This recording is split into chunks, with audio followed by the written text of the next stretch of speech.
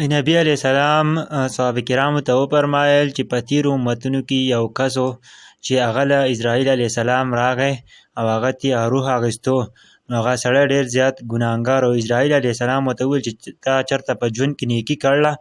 هغې ورته ویل چې ما چېرته په ژوند کې نیکي نه ده کړ. نو دا یو بیان د باندې اورمه، د بیان نه سره واورئ، ډېر زبردست دی، د مولانا صاحب د خولې نه واورئ، نو ډېر زبردست دی او تاسو هم واورئ او زه به هم واورمه. او دا ویډیو د ثواب په نیت باندې د نورو ملګرو سره هم شیر کړئ او د مولانا صاحب ته په کمنټ کې سبحان الله ضرور ولیکئ. ډېر زبردست بیان دی، د بیان نه سره ضرور واورئ. نن سبا زموږ ګناهونه تاسو ته ښه پته ده، ډېر زیات ګناهګار خلک یو. نو دا یو ډېره زیاته زبردسته واقعه ده. پیغمبر علیه السلام صحابه کرامو ته دغه واقعه بیانوله. دا واورئ ضرور. نبی علیه السلام صحابه کرامو ته وفرمایل وی تېرو امتونو کې یو سړی و چې کله هغه ملک الموت راغی، اسرائیل علیه السلام، او د هغه نه روح قبضه کو، نو د اسرائیل علیه السلام د سړي نه یو تپوس وکړو، وی هسې چېرته یو نیکي دې چېرته کړې ده په ژوند کې؟ اصلا ډېر زیات ګناهګار و. نو اسرائیل علیه السلام ورته وویل وی چېرته نیکي په ژوند کې کړې ده؟ دې سړي ورته ویل نه دي راته یاد، نه دي راته یاد چې ما چېرته نیکي کار کړی دی.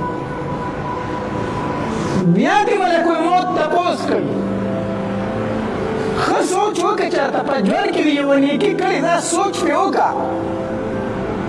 دغې سړي چې ځان سره سوچ وکړو، وی نه نور خو راته نه دی یاد، خو یوه خبره راته یاده ده، صرف یو خبر راته یاده ده. وی کومه؟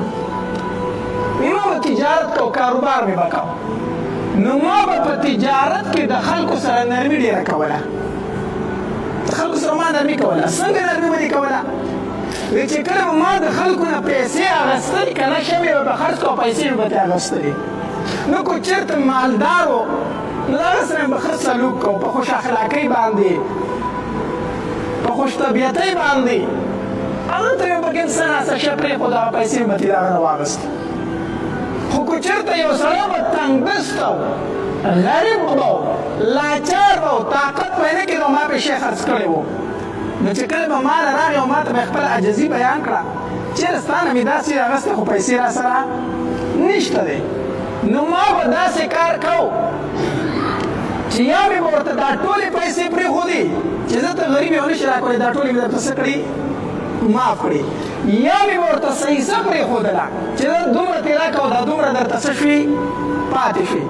نوره نیکي راته یاده نه ده، خو په دې کاروبار کې به د خلکو سره دا ښېګڼه کوله چې کوم لاچار او غریب به و، نو ما به ورته پیسې